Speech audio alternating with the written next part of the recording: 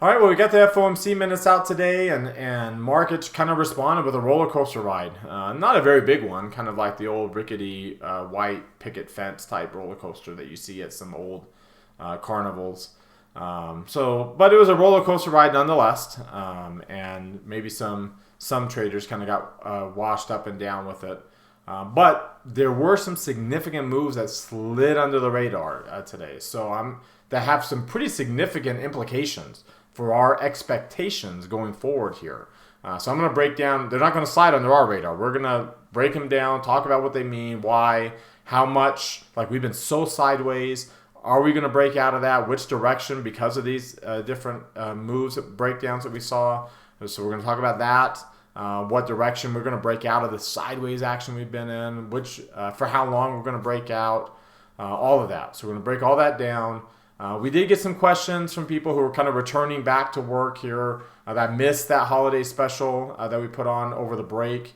To help be able to still take advantage of that, we left that coupon code active until midnight tonight Pacific time. So you still have so many hours. I don't know how many hours it is now until midnight Pacific time to be able to take advantage of that offer. I'm going to show you how later in the video. But that's it's a pretty significant discount. I don't know if we'll have another one that big again for quite a while off of our current rate. In fact, it is the biggest discount we've ever had off the current rate. We won't have another one this big. So if you do want to take advantage of that, use that coupon code holiday special 250. And like I said, I'll show you how later in the video. So let's go ahead and get started now. Today is Wednesday, January the 4th, 2023. This is the Market Outlook from MarketScholars.com. My name is David Settle. All right, before we get started, I invite you to subscribe to our YouTube channel with this icon here or the red subscribe button down below. Hit the thumbs up icon to like our video. Comment on anything that stood out to you today. Join our website at MarketScholars.com for free. Follow me on Twitter for more content between the videos, and join our Market Outlook Facebook group that we've created. All right, if you're watching us here on our blog, check out some of these other things over here on the right. If you come down here, you can see some of our premium, our trading rooms. So it was nice to see so many new and some older market scholars that have been around that are kind of starting the new year, coming to class again. So it was nice to see everybody there. Remember, tonight's the last night that we can be able to take advantage of getting the premium discounted to $2,500 from $34. So this is our new price now going forward. So you do have the one more chance. Just come down on the premium page. You get to it from going to premium there. And then make sure you have a coupon right here and type in the coupon code, which is holiday special 250, right? Just make sure it's typed in exactly like that with a capital H and a capital S.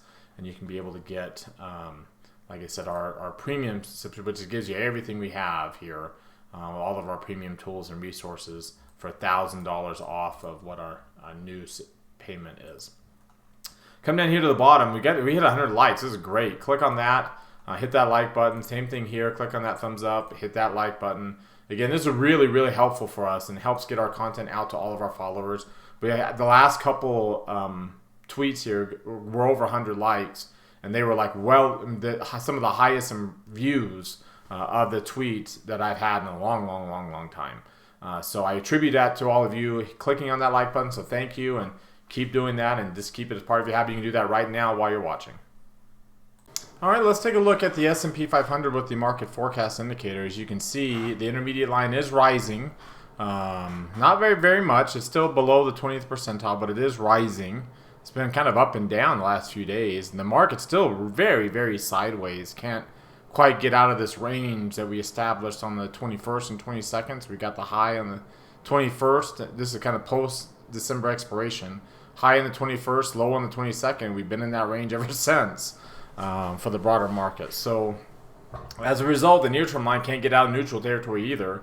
It's finished in or around neutral territory more often than not. Barely in the bullish territory over here. That was the strongest near-term result, just getting its toe in the upper reversal zone. You notice the momentum line rose the most today, but it also did not get in the reversal zone. Remember, the near-term line follows the momentum line. So if the momentum line can't get up there, you wouldn't expect the near-term line to get up there either, unless it does something like this, which would be kind of an anomaly and divergence type pattern that you would actually want to sell and be bearish on. It wouldn't lead to more bullishness. So that's the indication that market sentiment is still rising too. There was actually a brief period where it started to roll over, but it rolled back up as it's turning up slightly, but it's still below 60, so it hasn't quite gotten the bullish territory. And again, you can kind of see the the bullishness here is basically this last two intermediate runs. I mean, pretty much since, if you had to go all the way back out here, really since what, August or July the 18th, we were at 38.30. We're at 38.52 right now. So that kind of gives you an idea. But the day before July expiration, we're at 38.63. So really we've gone 1, 2, 3, 4, 5, 5.5 expiration cycles now, and the markets are sideways. They haven't really gone anywhere, which is weird to say because of how bearish the markets have been. But that's just the kind of the reality. I mean, if you go out a little bit further, coming out over into this area, you're looking at 39.30 there. You got the 3,900 over here. You got the 3,900 right there. 3,900 over here. So, I mean, again, we're only 40 points off of, 50 points off of 3,900. And we hit 3,900 the very first time back over here on May the 12th. And we had a low of 38.58. That's 6 points off where we are right now. So, really, since May the 12th, through ups and downs, we're sideways off of May the 12th's low. That's going on 7 months. It's going on 8 months. Going on 8 months now of sideways action. That's why your market sentiment line's flirting with getting in the bullish territory. Flirted once, and now it's flirting again with getting in the bullish territory. So when you kind of zoom out a little bit, you see some perspective, and you think, oh, maybe we're not as bearish, which again, in my opinion, means that we can get more bearish. I think, you might look at it and say, well, maybe we're more bullish than we think we are. And in my opinion, like I said before, I think we're not as bearish as we definitely could be. Like I said, we're flirting with this 38 and 23% retracement levels of these long-term Fibonacci levels. We're above them still, but we're flirting with them. If you look at the Russell 2000, we're actually well below them, right? So here's a Russell, we're well below that. And then if you look at the NASDAQ 100, there's those two lines. We're way below it on those two lines. So that kind of gives you an idea, like just how bearish we are. And the S&P could be a lot more bearish than it actually is. And I think ultimately we'll realize a lot of that bearishness here in the next little bit. But right now it's still neutral. Until we get a breakout, it's still pretty darn neutral. Looking at the weekly chart, you can see from a weekly standpoint, we got the lower close last week. We're getting a higher close this week. So this would be a transition candle. If we end up turning into a bullish candle next week, this would be our transition candle. We have to close above this week's body. So keep that in mind as you anticipate a reversal next week or any kind of bullishness in the next little bit. Looking at the 3 green arrow charts, we have green arrows. We have a green arrow on the MACD on all three of the 4 indexes. We have one on the stochastics and the Dow. The NASDAQ is still the most bearish, doesn't have any green arrows yet, though you're really, really close to one.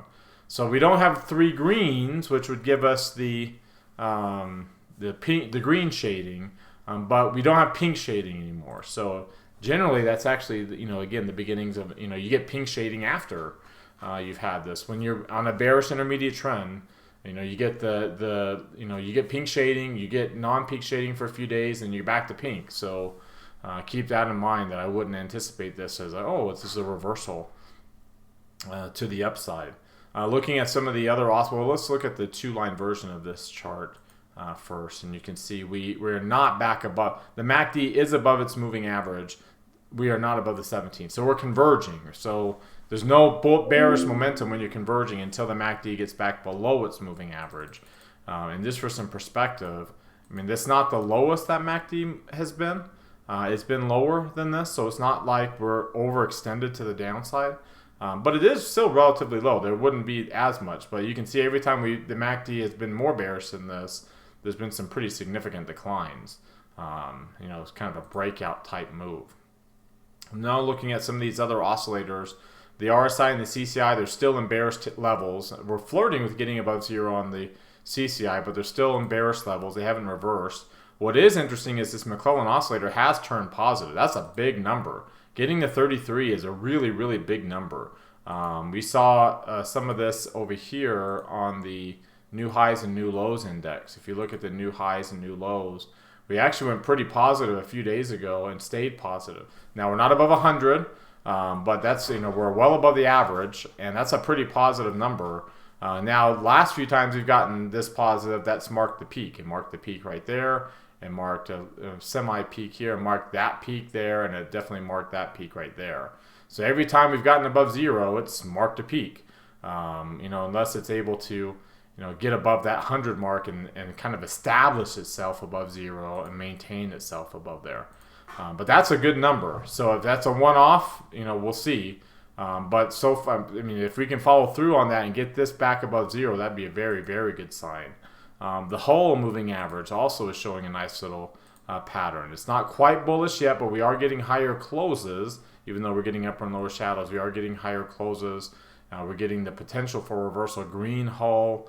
The MACD is above its moving average down here, and we haven't flipped that parabolic SAR yet, but you can see the potential for that going into tomorrow. How bullish that reversal can be. The money flow is still at negative levels, so that, again, I don't expect that will reverse to the upside. It looks like we're kind of, we've gotten as bullish as we can be on a pullback to the upside without changing the trend, which will probably lead us now to more bearishness. Like we dipped back below 25. That can happen, right? It can dip below 25 and bounce back up. This one dipped a little bit to 25 and bounced back up.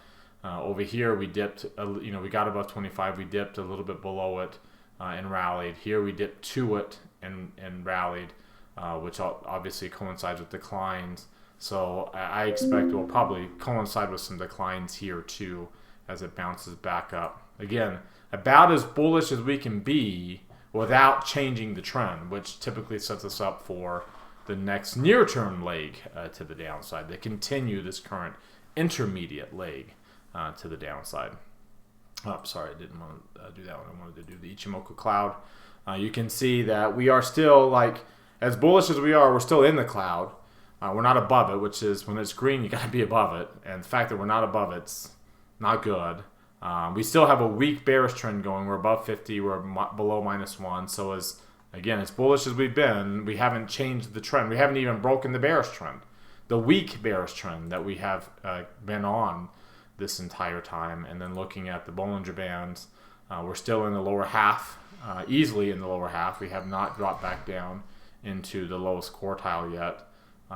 The bandwidth is lower, and you can see the bandwidth is still outside of the channels. We haven't got the red dots yet that would suggest that we might be flipping to a bullish momentum. So we can stay bearish as long as we don't get the red dots. You can see some of these examples. As long as you don't get the red dots, you can stay in a bearish momentum if we make a run back towards the lower Keltner channel. So something to watch for the next few days there. Looking at today's volume and trading range, you can see the volume was a little bit above average. The trading range was a little bit below average. So right about at average for both of them, pretty much. And that average, if you look at where the average is, they're pretty much towards the lower end, but pretty much neutral. We're not above 2%, which kind of signals that leg lower. We are still above 1.5%, and we're definitely not below 1%, which is where you really establish a long-term bullish trend. So we're still pretty volatile from that perspective. What's not very volatile, and what's fascinating, is this VIX. Look at the drop in the VIX today. They're getting back down, still to 22, and you're still in neutral levels here between 90 and 95%.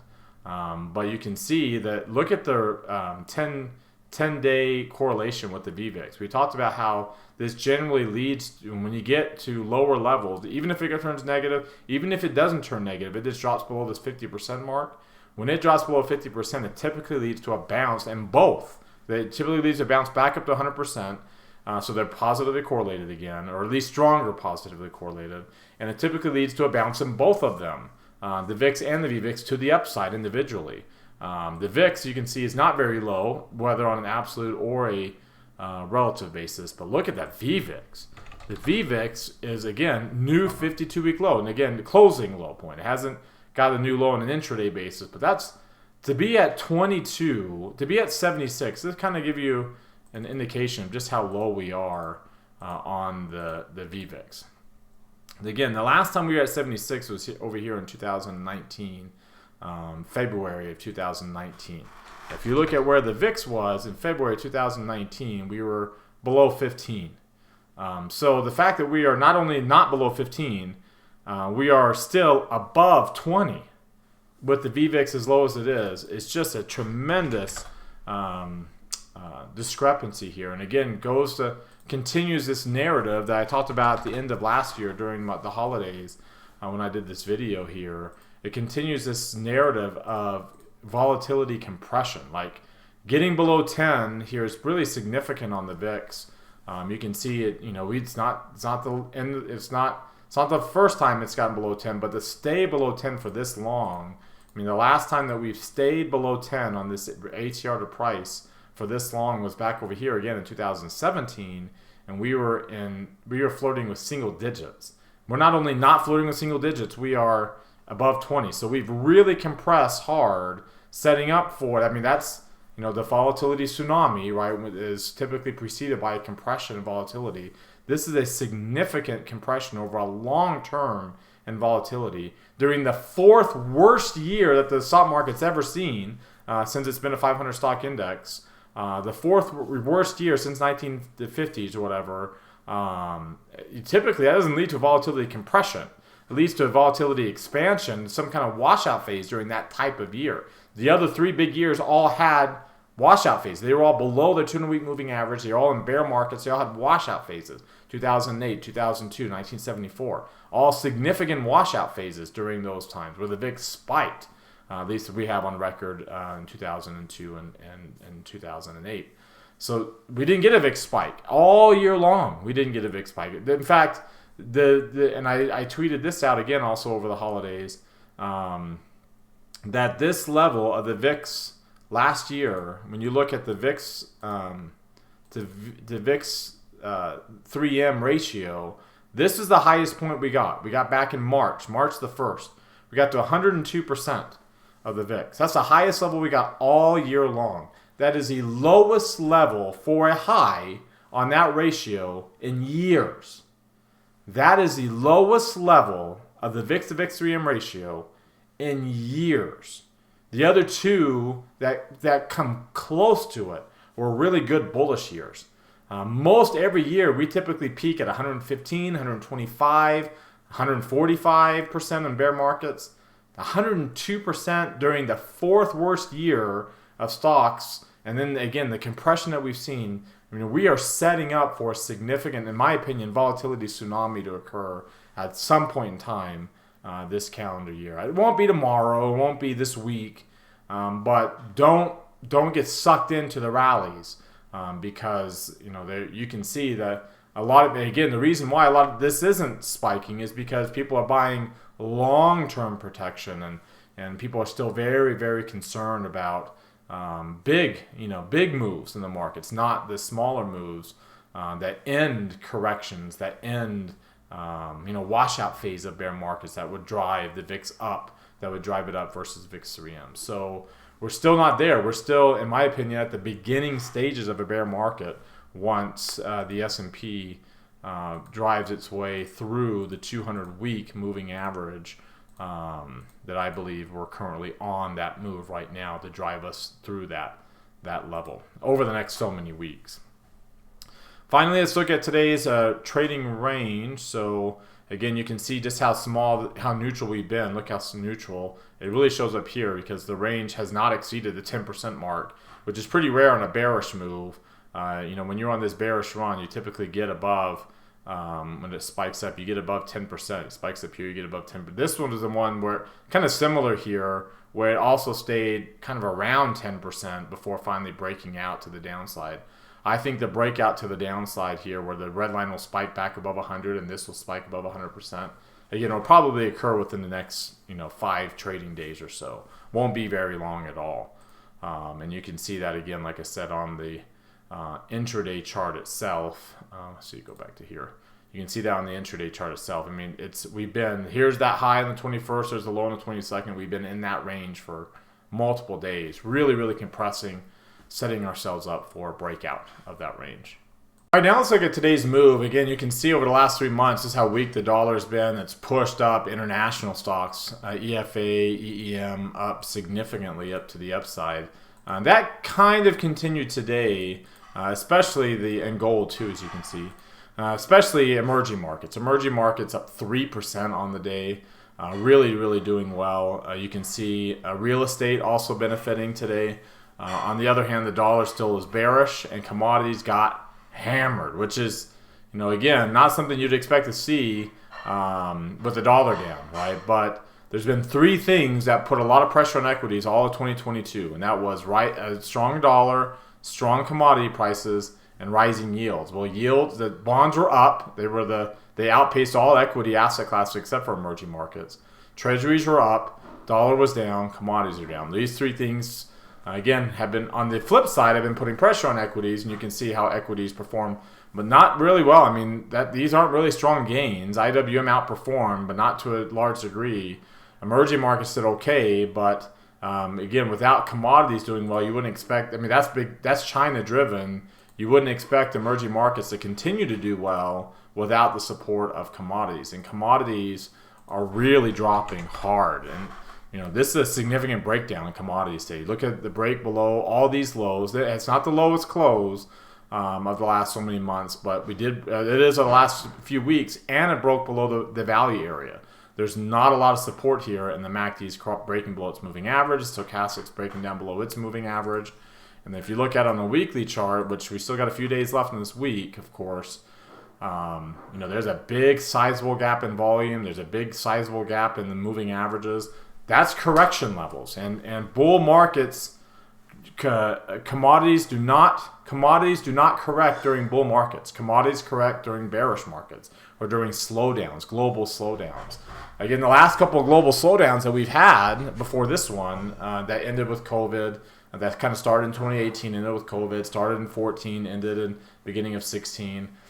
We didn't really realize the effects of it because, first of all, the Fed, the first one, the interest rates were 0%. The second one, the Fed was raising rates. They stopped at the end of 2018 very abruptly and turned around their mid-cycle adjustment in 2019. And I did air quotes there, you can't see. And then now, like those 2, FANG stocks were safe havens. These tech stock names, they were safe haven trades, especially during the last and then coming out of the COVID. That's not the case right now. FANG stocks are not safe haven trades. So any kind of global slowdown we get will not be masked by equities being a safe haven, especially here in the U.S. And so again, this is the biggest. Like if you look at the size of this gap between the 50 and the 200, this goes back to what would have been a similar size gap back because we only have going back as far back as we can on this ETF. That's about a sizable gap this year as we had there. If you look at crude oil, which is a big component of that ETF, again, you can see about as sizable of a gap between the 50 and 200 week moving average. Again, when we fill in this gap, when this PPO drops, bear market, global slowdown. That's, again, FANG stocks were a safe haven.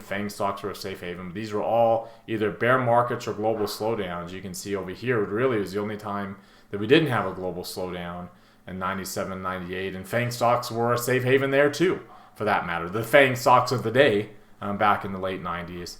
I don't anticipate FANG stocks saving the day or whatever their equivalent would be. And you can see there's a long ways to go down, and commodities are just starting.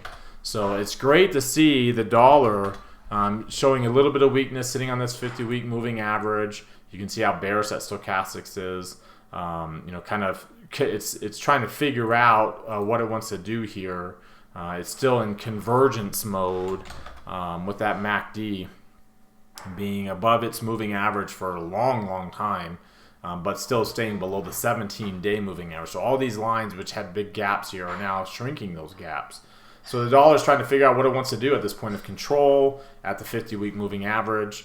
It's been a pullback. It was a strong pullback because we had moved up, we had gone parabolic, but it's still just a pullback. Now, as we bounce off this pullback, what's it going to do to risk appetite? Typically, the dollar is associated with risk aversion, a bullish dollar. We saw that in 2022. The dollar rose as the market was bearish. Now that was a little different story because, again, of inflation, but in this particular case, the dollar rising might not be associated with that high inflation. It might be more, and rising yields. It might be more associated with safety trade, which has generally been the case. In that case, generally the dollar and gold move up together, and look at gold really breaking out here. Again, a safety trade. It's not a growth trade, it's a safety trade.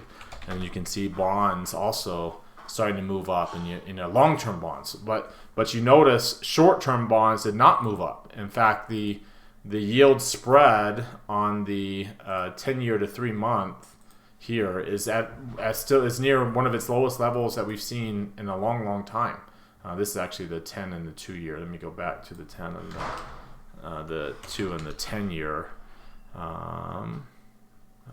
10-year minus 2. No, 10-year minus 3-month. Add that and get rid of these others. Get rid of this one and get rid of. Nope. Get rid of this one. So again, one of its, at 0.86 now for today. That's the lowest level that we've seen, and very, very low level. So which means the 10-year showing weakness, but the 3-month and 10-year dropped 10 basis points today. Was here just a little bit ago. It's 20 basis points higher. It's lost 20 basis points in a few days. The 3-month is like, nah, we actually rose. The 2 years is flat, not going anywhere. So the 2 year says, hey, the Fed, they're towards the terminal rate. The 3-month says the Fed's not done because we believe what the Fed's saying, right? So long-term treasuries might be dropping, but long-term treasuries might be rising. Yields might be dropping, but short-term's not until the Fed's done. And the Fed's reiterated today they're most likely not going to be done until they get to at least 5%. In my opinion, they're trying to get this real Fed funds rate back up to positive levels, and they've had decades here, years of negative real Fed funds rate. We had that in the 70s too. I think they're kind of going back to the 80s and 90s, and even before the great financial crisis, where for the most part we had positive real Fed funds rate, and that's what they want to get back to here, which would mean the Fed funds rate getting to 5%, and then CPI dropping to 2%. That would get us up to that 2.5-3% rate on the positive level, and then staying there for a while. Kashkari said today that you want to get it to 5.4 is what he said, because that would be inflation getting down to 2.5 or 2. That would get you to 2.5. He wants to get it to 5.4. Then he wants to see what happens with inflation to see if they need to raise rates more, because if inflation doesn't drop below that level, and we don't get to 2.5%, they might have to raise rates more to get it to 2.5%. So kind of, in my opinion, kind of confirming that idea that the Fed is changing their policies from having negative real Fed funds rate, even as late as 18 and 19. And they stopped raising rates as soon as it went positive, just a little bit. They immediately stopped raising rates, and after a few months of being positive, they actually cut rates to get it back to negative. So as recently as 18-19, they were in a negative real Fed funds rate regime. Obviously, considering their rhetoric lately and considering bonds' behavior, they're finally starting to realize the Fed is serious about changing that regime to what happened in the late 70s, early 80s to get you out of that inflationary funk during another period of negative Fed funds rate regime that caused an inflationary spiral like we have seen here lately. All right, let's take a look at how the sectors performed today. So give me 1 second to bring up the sector comparison chart. And you can see here, 1-4, and just looking at today alone, you can see that real estate did very well. We saw that on the other chart. Communication services outpacing. Few big names you'll see here in just a second driving a lot of that action, discretionary as well. Look, you can see materials and financials, again, not typically associated. Look at technology lagging behind with energy, which has been a big winner 2022. It's lagging. Healthcare and staples, safe haven areas lagging.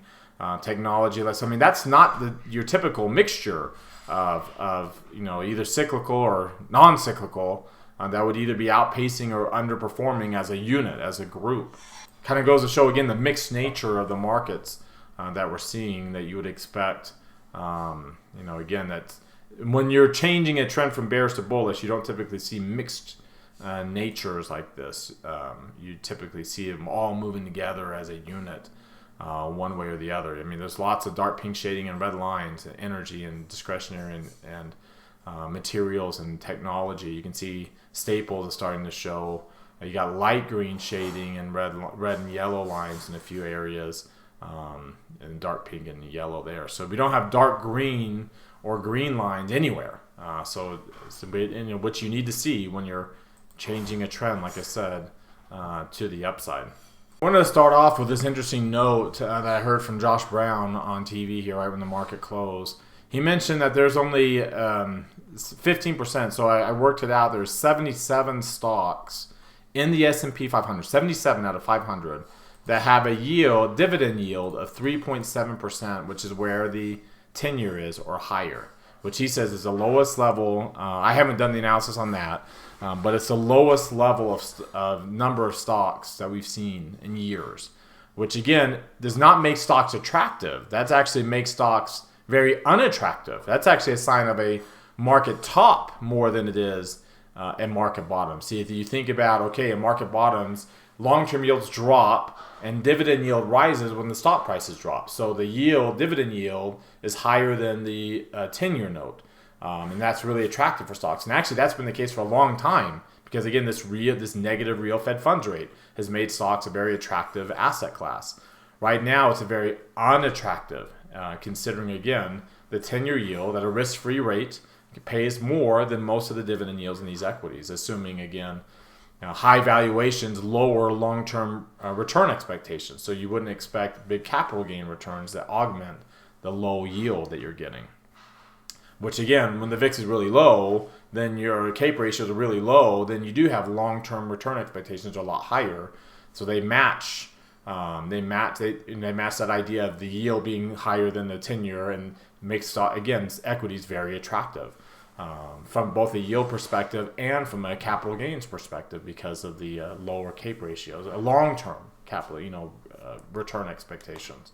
Right now, return expectations are still relatively low because CAPE's very high, and the dividend yield is lower than the 10-year yield. So again, still, despite the fourth worst year that the stock market has seen in the last 70 plus years, going back to the 1950s when it became a 500 stock index, despite that, stocks are still very unattractive as an asset class, which is insane to say, but that goes to show just how bullish we were at the beginning of last year, how bullish we were and how much we dropped, and they're still very unattractive, probably actually more unattractive now than they were at the beginning of last year, because of the rise in yields that we've seen over the past 12 months or so.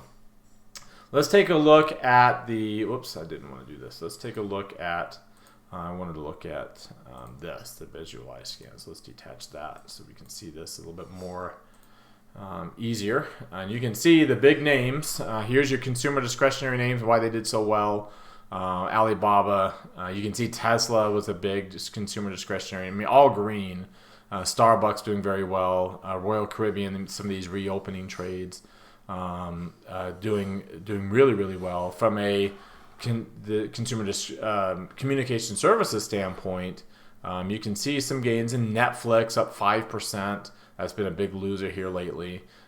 Disney up 3 3/8. Roku up 4%. So you can see, a lot of these media companies doing very well, and they've been hit pretty hard. Chinese companies. But look at Microsoft. You can see some of these other technology names down here. Snowflake down 3%. There's been some positives, a lot of really good positives in here. Salesforce has been in the news, but you can see where all the negatives are in some of these material spaces here in Honeywell. But there's the gains, there's the winners, there's one of your big losers. Microsoft really stands out as a loser in a day of a lot of winners after a really strong return yesterday. It started off strong, But then breaking down today, you can see, we tried to get going, got up to the 17-day, got up to the point of control, and really failed pretty hard and dropped down now below the point of control. Unlike some of the other stocks, Microsoft has corrected down to the 200-week moving average, made this failed correction bounce, and this week now appears to be doing the move to and potentially through the 200-week moving average. And there's not a lot of volume down here. There's a little share of volume at the 62% retracement level. That's a little bit below the 200-week. But below that, because we moved up so fast coming off COVID, there's not a lot of volume down to this 180 area, the pre-COVID high point, which happens to line up with some Fibonacci levels, the 78% Fibonacci level of the post-COVID rally, and then the 50% Fibonacci level of this big bullish market that we've been in since March 2009. So there's an opportunity now for Microsoft to make a run down towards 180, and starting off with this move here today. So I want to go out here a little bit longer. I'm going to go out to April expiration because this trade might have some legs to it in terms of time, how long it may be. I'm going to come out to a below a 40 delta. Actually, no, let's do the 50 delta. Let's stay with the 50 delta. So I'm going to go at the highest extrinsic value. It's going to be a little bit more risk than I normally do on a directional trade. I normally only put about $500 at risk. But I'm going to put because I have to, my stop order is at 50%. I'm going to end up putting it at about, what is that, $7.85. Gets us to $15.70. Put that at GTC and just do the one contract. So I got a $785 risk on this.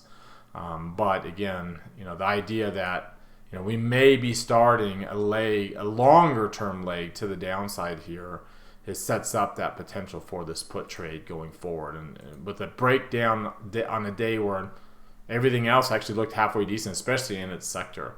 So let's confirm and send and push that through into our market outlook category.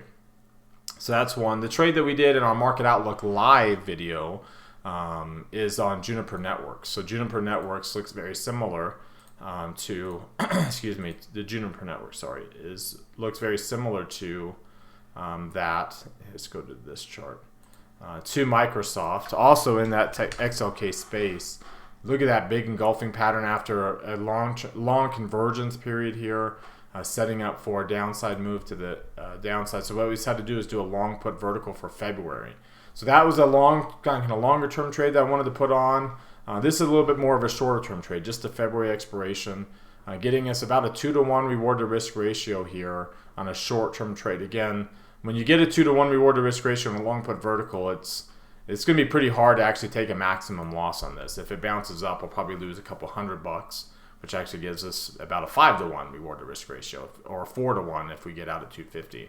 So that's kind of the idea behind those low reward to risk ratios. They're not as speculative, but they're also they end up giving you good reward risk ratios. If and when you ultimately have to get out early, if it doesn't turn bearish. But considering the engulfing pattern here and breaking below multiple moving averages on the same day, and a very small gap between the 30 and the 50, this, like Microsoft, looks like it's set up for its own bearish trade to the downside.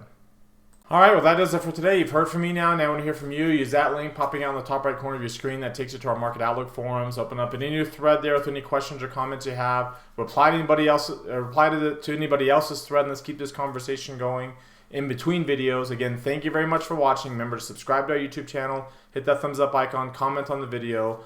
Join our website, marketscholars.com, for free. Like us on Twitter and Facebook. Have a great rest of your Wednesday night, everybody, and we'll see you all next time.